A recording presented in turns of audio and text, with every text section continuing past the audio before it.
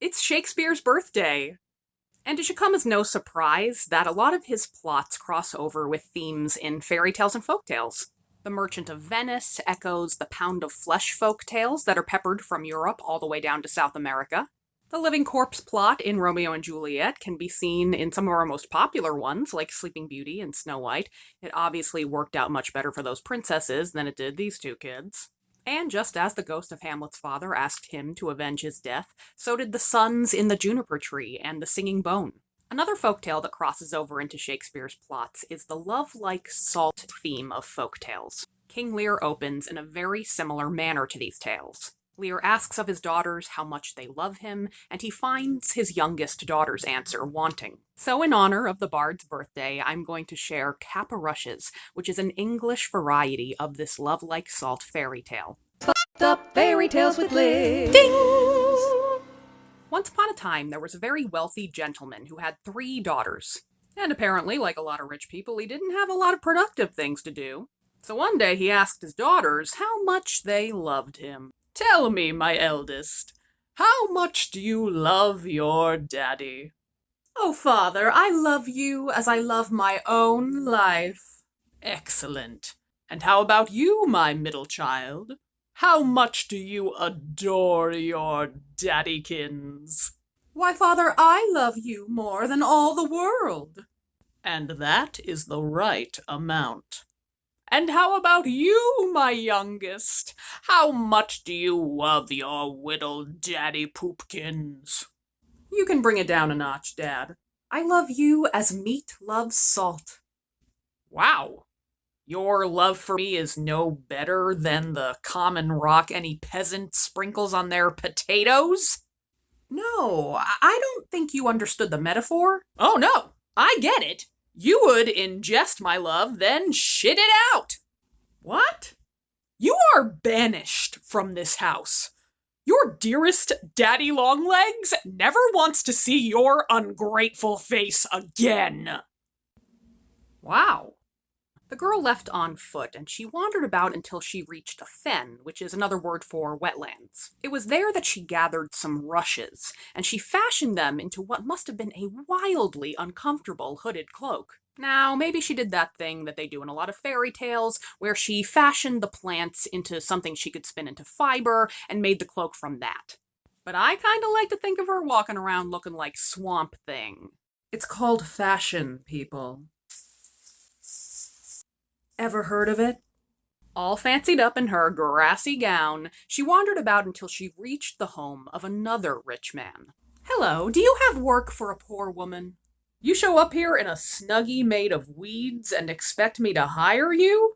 "No payment needed. I'll work for the room and board." "You know, if you want to scrape off all the parts that stick to the pan, I'd be happy to hand it over to you. That's my least favorite job. I will truly do the lowliest work you have." "Wow. Well, I'm not gonna kink shame. Let me show you to your room. What's your name?" "My name is..." "Honestly, I don't care. Let's call you Caporushes. 'Cause of your, cap made of rushes?" "Makes sense to me." One day there was a local dance, and the servants of the house were pretty stoked to go out and gawk at the rich people.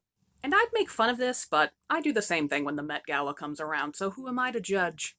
Caporushes declined the invitation to join them, though. She claimed she was too tired, but if you're familiar with fairy tales, you know she had a secret plan. Yes, somehow, after all this time, Caporushes' nice gown under her grassy one was apparently in good enough condition to go out to a ball. She hid her cloak of rushes, she washed up her face and stuff, and she showed up, and she was the belle of this ball. Now, there's no magic in this story, and I have to wonder how she managed to give herself such a miracle manicure after weeks of working in the kitchen.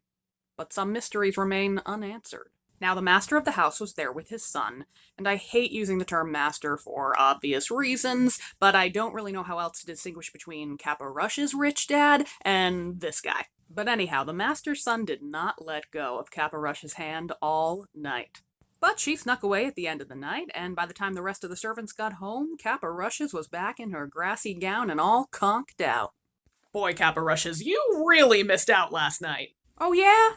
"This babe showed up, dressed finer than any girl in this town, and she danced with the master's son all night. Wow, I would have liked to seen that.